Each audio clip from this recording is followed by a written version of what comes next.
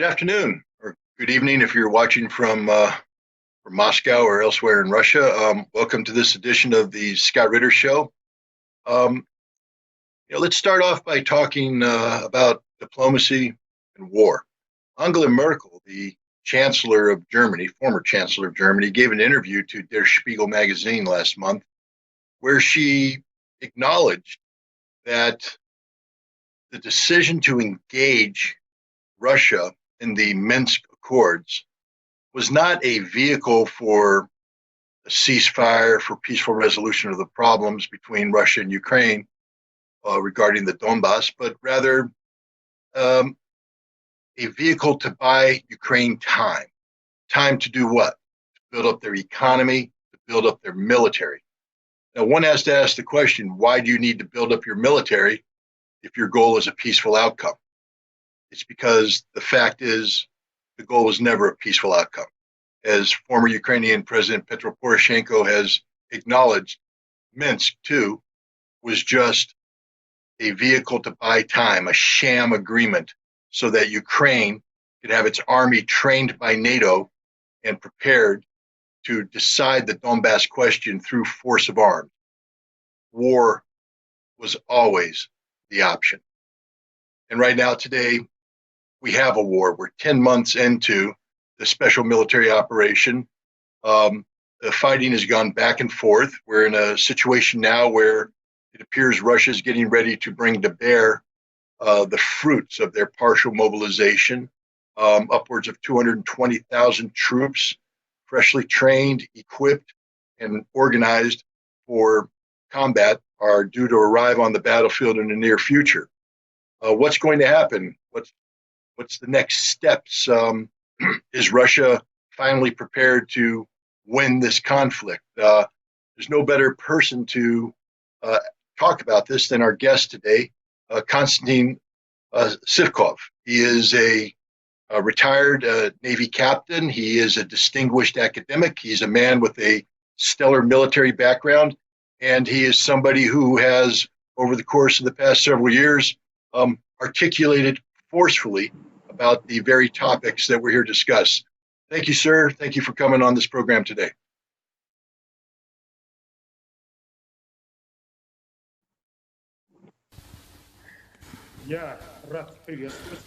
Thank you. I'm happy to be here, and I'm happy to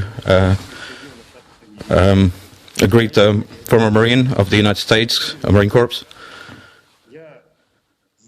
Mr. Ritter. I know I'm aware of all your publications, and I respect you as a military specialist, with huge experience, with operations experience. And you know all the information really well, and the course of operation of the circumstances in the SMO.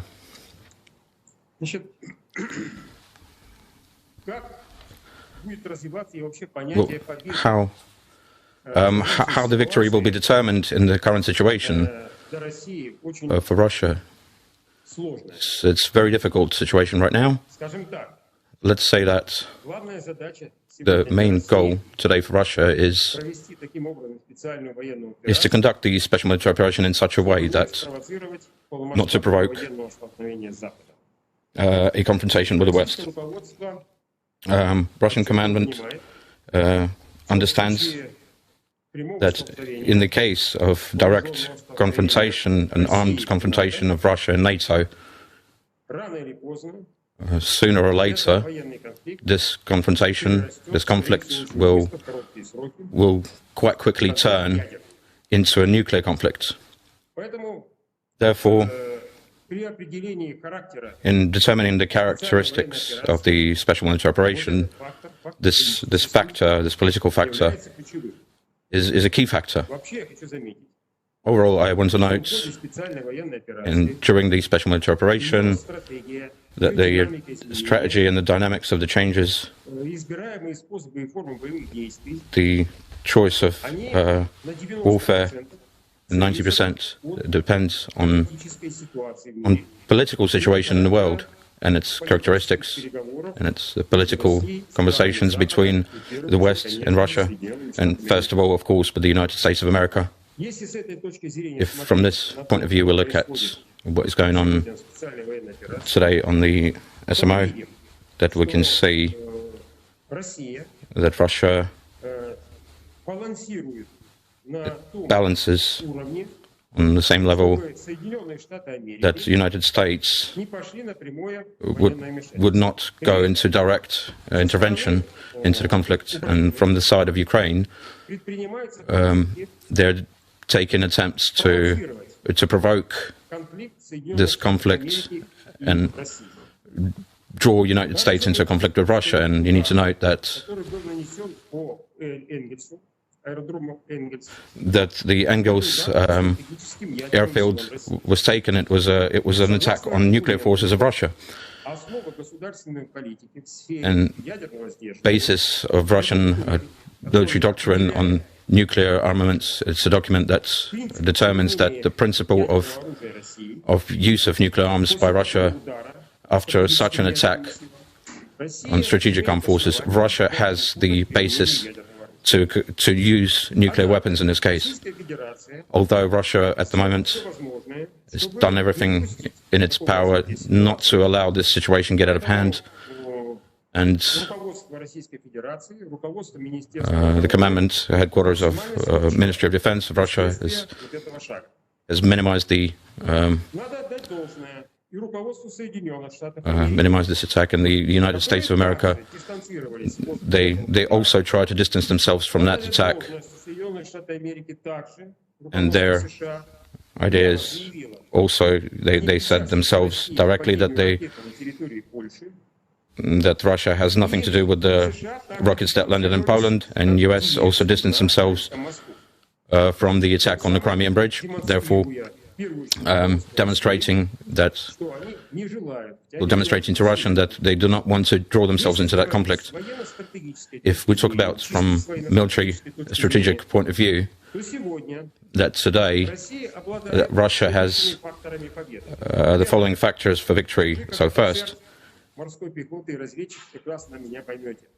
as a Marine, you would understand me really well. Russia has the overwhelming power of the air. Russia has full advantage on the theater of the battlefield, and Russia has an advantage in armed vehicles, and they have an advantage of destroying the manpower of the enemy, and the numbers of the contingent of forces is roughly the same now, and mobilized personnel either already arrived to the theater of war or ready to go there. So it'll be about 500,000 of people from the Russian side ready to fight. Not just the numbers, this is those that will be used in the conflict. So it's about 500,000 people that are ready to fight. Then Ukraine has about the same number. And in these factors, Russia has all the circumstances to advance onto Ukrainian forces and destroy them. Although the decision to conduct these operations may be taken only in the case if there'll be positive political circumstances and environment, and the United States of America would provide a stipulation that if such advances would take part from Russia, and that NATO could decide to intervene in this conflict, and that maybe Russia may limit themselves from conducting such operations. However, if Russia would go on a full advance and conduct such operations, then destruction of armed forces of Ukraine and capture of the majority part of Ukraine and free them from the Nazi regime, from my point of view, would happen in about 3-4 months We're talking about up to the beginning of the summer, maybe. Again, I want to highlight that in SMO, Russia can conduct all these operations, but it all depends on the political circumstances, and right now Russia is limiting themselves from doing it. Mr. Ritter, I have watched in February your predictions. They were very accurate, and you were very accurate in your predictions from the tactical point of view. And Russia could have completely destroyed AFU. While in the west of Ukraine there weren't enough fighting forces, and it was prepared back then. If you remember, in the beginning of March, we had the talks, after which Russia decided to withdraw and decided to, on different tactics, attacking the fortifications on the territories of Lugansk and Donbass. That warfare is still going on that side of the country. There are huge losses from the Ukrainian side, and right now, de facto, the equipment that Ukraine has started fighting with has been completely destroyed, and now they're fighting basically with all their weapons that they're fighting with has been supplied by NATO. Most of that arms is export versions of what USSR used to produce, slightly modernized by the Western countries. Basically, prepared with that weapon and artillery and armored vehicles, which are running out right now. And the tanks from Ukraine's side, although there are a lot of tanks from the Ukrainian side at the moment, as we can see. Something like that. Well, thank you very much for that. I deeply appreciate the analysis and the information. Two-part question. The goals, the stated goals of the special military operation have been demilitarization. I assume that means to remove the NATO influence from the Ukrainian military. And given the fact that the Ukrainian military today is proxy of NATO, it means the destruction of the Ukrainian military. And two, denazification. And given the fact that the Russian government has labeled the Zelensky government a Nazi regime, which has been proven with General Zaluzhny taking a photograph with Stepan Bandera in the background, I think it's an accurate depiction. But also recognizing what you said about the political nature of war. Is Russia backing down from its stated objectives? In March, you yourself said in an interview or in an article you wrote that Ukraine is just the beginning. But it sounds like Russia has toned down its expectations. Is this the case? Are we looking at a different conclusion, or is denazification and demilitarization still the objective of the special military operation?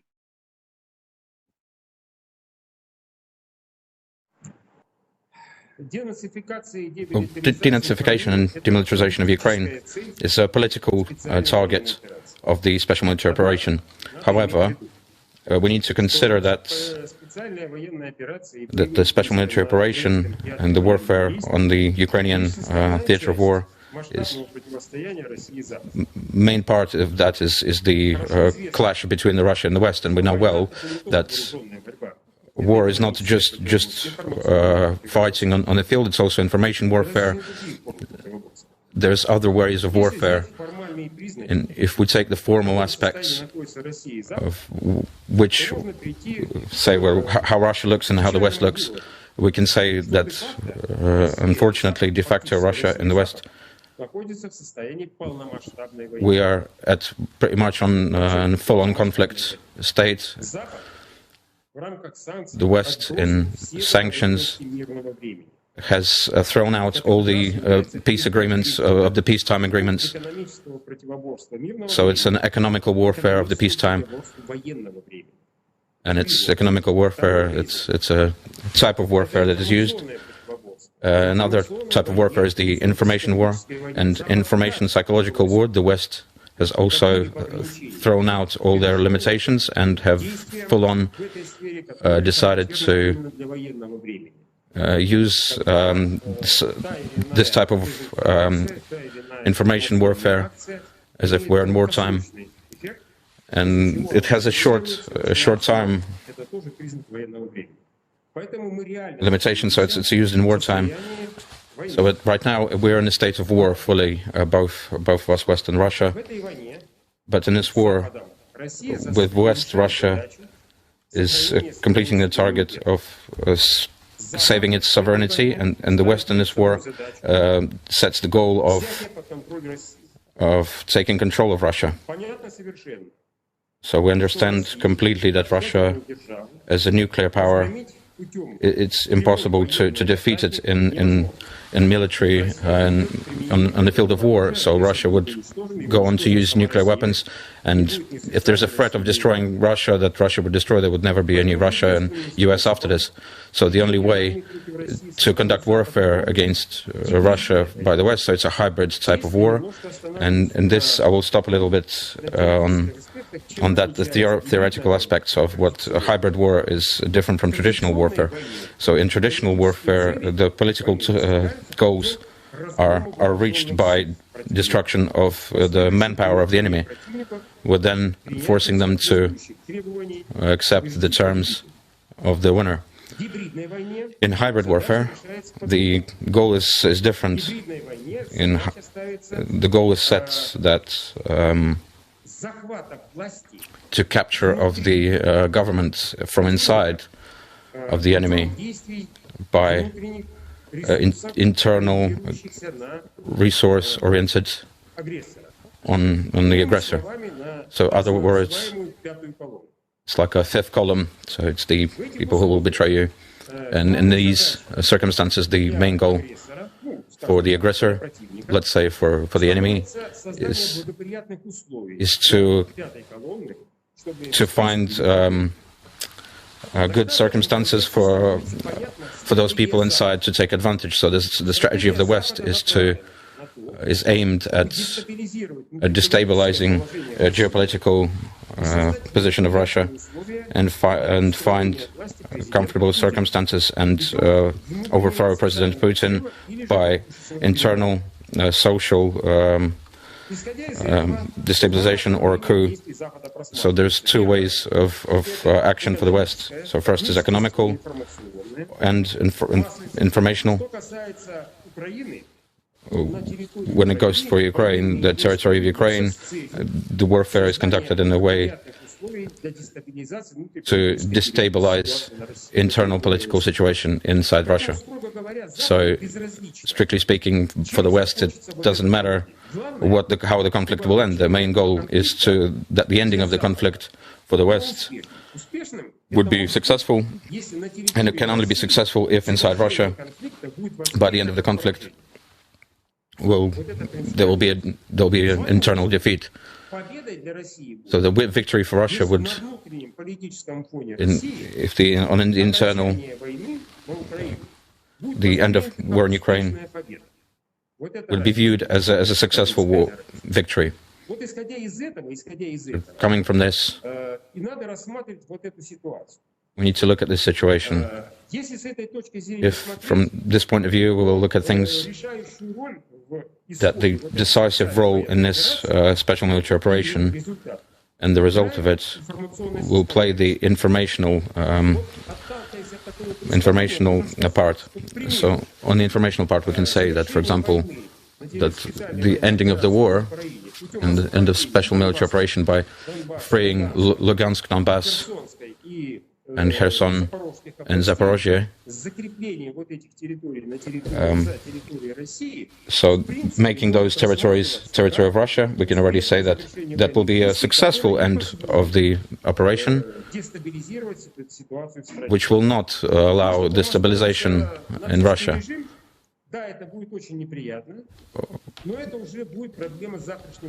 But it will be, if there will be a regime change in Russia, but it will be a problem of the future. On current point, the geopolitical attack against Russia, it will be fought off. So right now we need to also fight off the economical attack. Russia has certain problems, economical problems, and maybe the West has also certain economical problems, but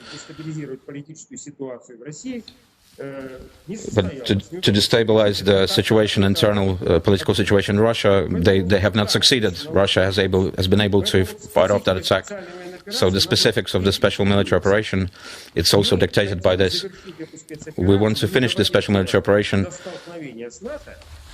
without confronting NATO directly, and for us to determine a good atmosphere in Russia and a geopolitical stable situation in Russia. Yeah, just two quick questions, and just to follow up on that. Do you envision a possibility that the special military operation could conclude with Zelensky still president of Ukraine and Zaluzhny still the commander of the Ukrainian armed forces?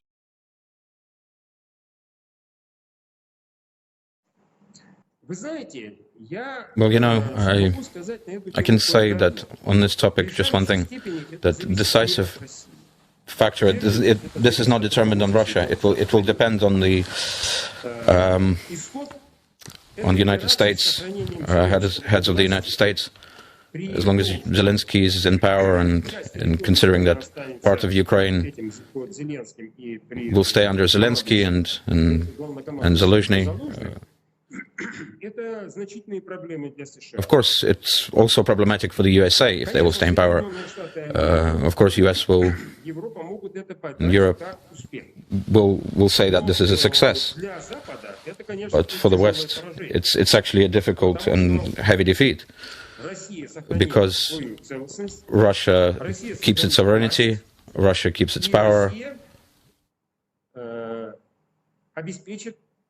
or rather people in power, and Russia will be able to repel that main attack. Our goal is not to just destroy Ukraine, but it's also to repel the attack from the West. Ukraine is nothing more than more of a foothold for the West. So in this case, Zelensky may be removed, and most likely will be liquidated, where he will fall as a hero that should be like an idol of a new Ukrainian government, like a hero that fell in the fighting. How it will happen is difficult to say, but I can note that Russia at the moment has all the possibilities to destroy Zelensky with a missile strike. But striking heads of state, Russia does not consider that a possibility right now. It does not see any use in that. So Russia will not do that, although it has the means. But so this will happen maybe in internal fighting in Ukraine, or maybe this will be some kind of a diversion where the death of Zelensky will be written off as on external enemies. This is possible. As for Zaluzhny, that we need to say that Zaluzhny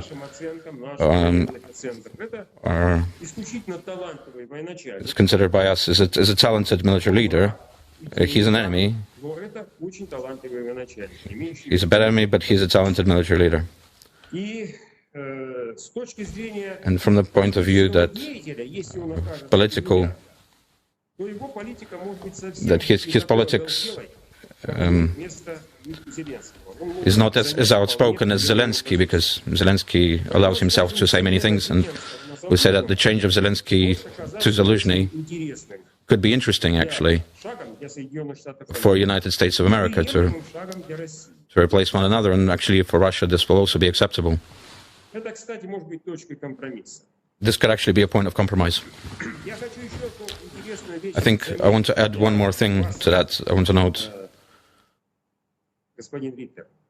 Mr. Ritter, we in Russia have, we say that U.S.'s goal pursues the goal of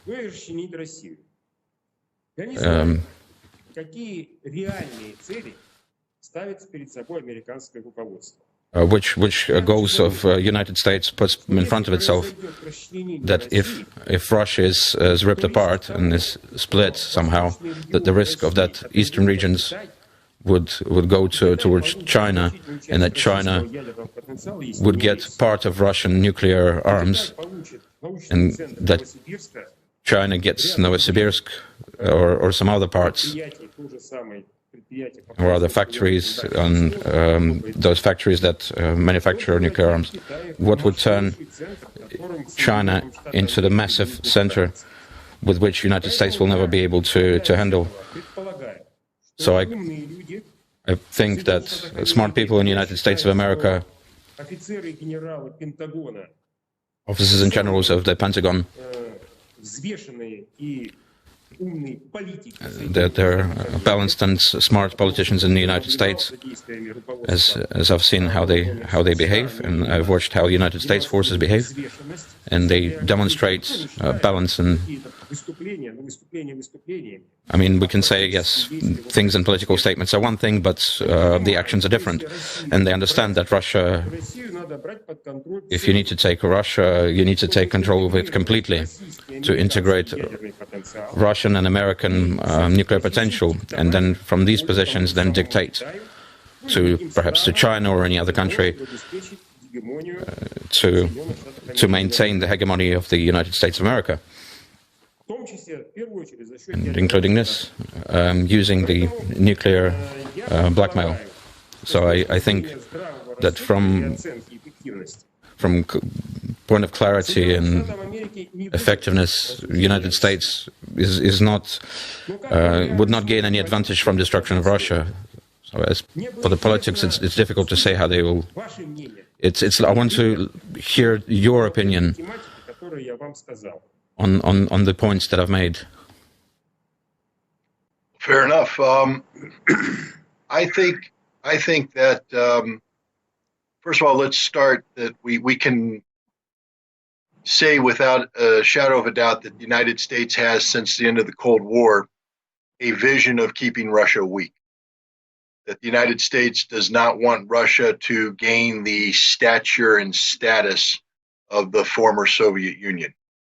How we define weakness is another question. We know in the decade of the 1990s, weakness was defined as the economic and political domination of Russia, the exploitation of Russia economically, and using Russian politics, the control of Russian leadership or the influence of Russian leadership to keep Russia weakened.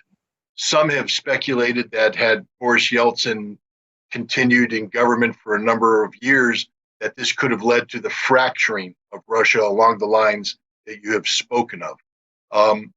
But there are consequences attached to the fracturing of Russia that you have alluded to that make that not necessarily the most attractive solution, because you speak about the geopolitical strengthening of China. It seems to me, though, that Russia has good relations with China right now. The meeting between President Putin and President Xi in Beijing on February 4th talked about a relationship that's stronger than an alliance, and China appears to be working with Russia to overcome some of the economic difficulties that have accrued because of sanctions. And China has its own vested interests in maintaining good relations with Russia, given its precarious positioning with the United States in the Pacific, especially over the issue of Taiwan and the South Chinese islands. So from an American perspective, we know that Joe Biden, when he met with Vladimir Putin in June of 2021, last year, he said that Russia should think about China and the strengthening of China. And the indication was that the United States was trying to create a wedge between Russia and China to keep them apart. The United States appears to be very concerned about Russia and China developing good relations and a unified geopolitical approach. So I think the greatest threat to the United States and Europe isn't necessarily a Russian victory in Ukraine, but a Russian victory in Ukraine that draws Russia and China closer together. That the goal of the United States and Europe right now appears to be to make a peace with Russia, so as to keep Russia from finalizing some sort of strategic arrangement with China. This is why we see Emmanuel Macron and Scholz, the German chancellor, for the first time talking about recognizing Russia's legitimate security interests in Europe and the need to engage in a dialogue about a new European security framework. The irony is that Russia was proposing this very thing in December of last year and were ignored. So in some ways, you could say that the Russian special military operation has achieved a great success in that it's compelled Europe to take Russia's concerns seriously. And I wanted to ask you a question about that, what you thought about Macron and Scholz talking about recognizing Russia's security interests and the need for a new European security framework. Is this something that resonates in Russian leadership circles?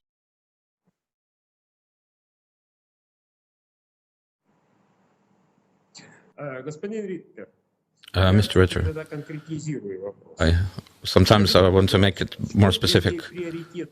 What is more priority for US from your point of view? And maybe from American politicians, is taking control of Russia and remove it from the political map, or to take control of Russia to throw it against China. So you take control of Russia, so turning it into an American satellite.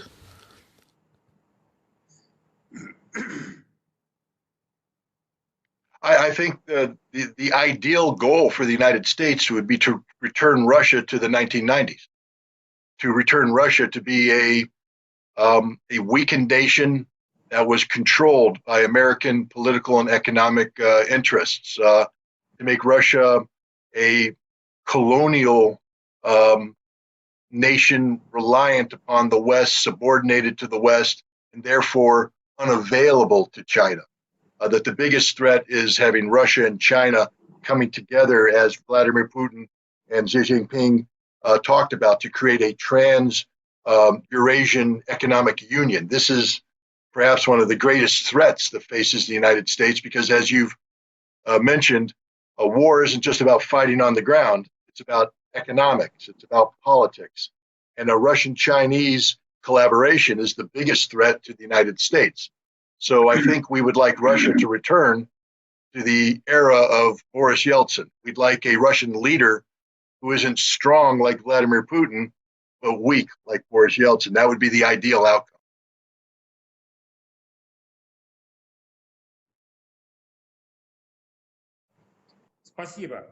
Thank you. Thank you for this answer. Yes, you can follow on with your question now. Okay, I just one last question, and it deals with sustainability.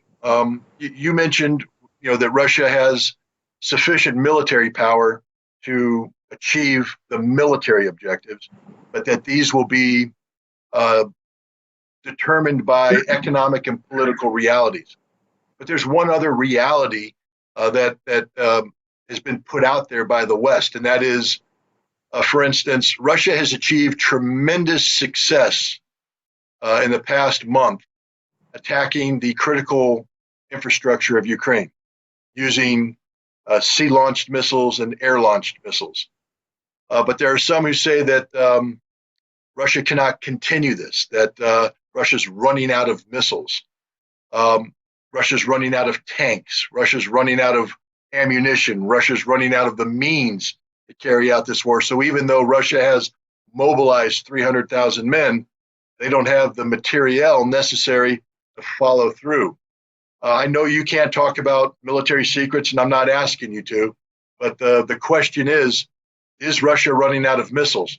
Can Russia finish the job, or is it over?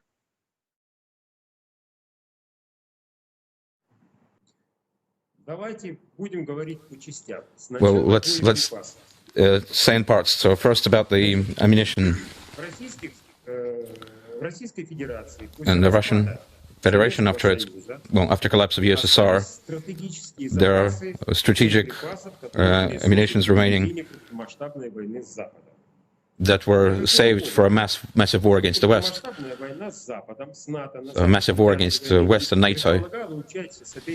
Would consider that both sides would have multi-million armies, up to 10 million armies from each side, and these ammunitions have to be enough to conduct warfare in time that is needed to defeat the enemy, and ensure that the production of arms would be in such a way that it would be best. So right now in Ukraine,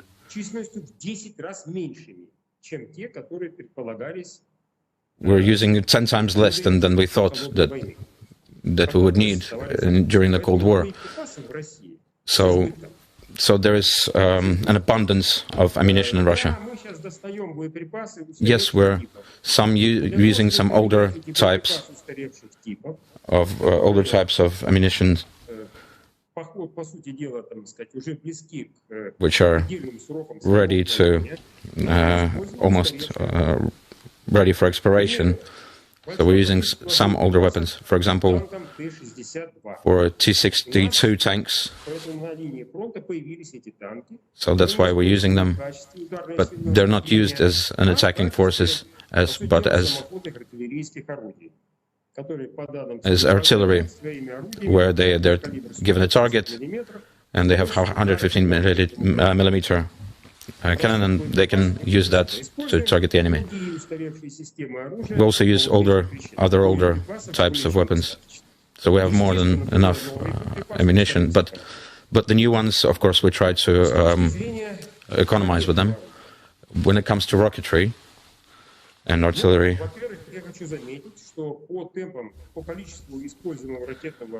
so we can see that we can note that the number of rockets used. We can see that we're almost equal to United States.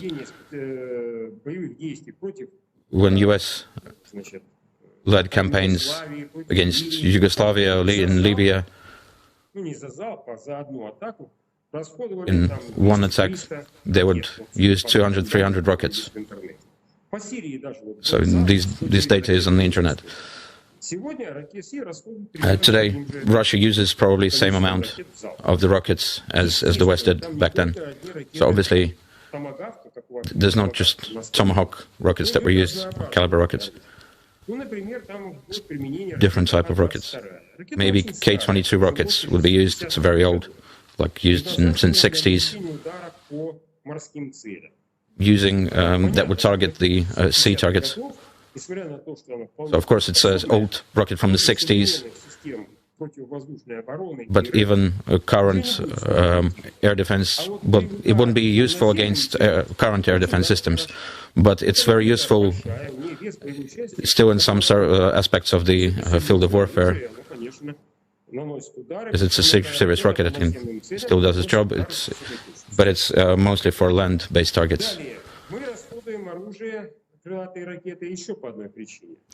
Also, we're using rockets for another reason, is that we limit the use of rockets because Ukrainians are brother people, and would want to limit the civilian casualties there. 30 years ago, it was our cities. It was Soviet cities, and for us to indiscriminately bomb them would be ridiculous. So we try to use surgical precision when striking cities to limit the casualties of the civilians. So we've used from 100 to 300 rockets on different targets, but the losses of the of civilians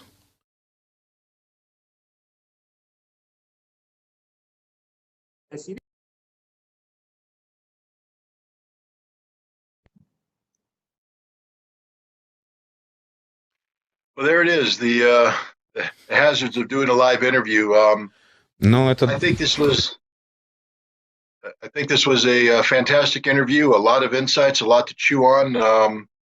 Konstantin Sivkov talked about China, and there's an old Chinese saying, an old Chinese curse, I think, comes into mind here. May we live in interesting times. Based upon this interview, I think we've all been cursed. These are indeed interesting times, and we'll be following the events on the ground in Ukraine very closely. I want to again thank my guest Konstantin Sivkov. This was a very enlightening interview, and I want to thank you for watching. Until next time, remember, knowledge is power.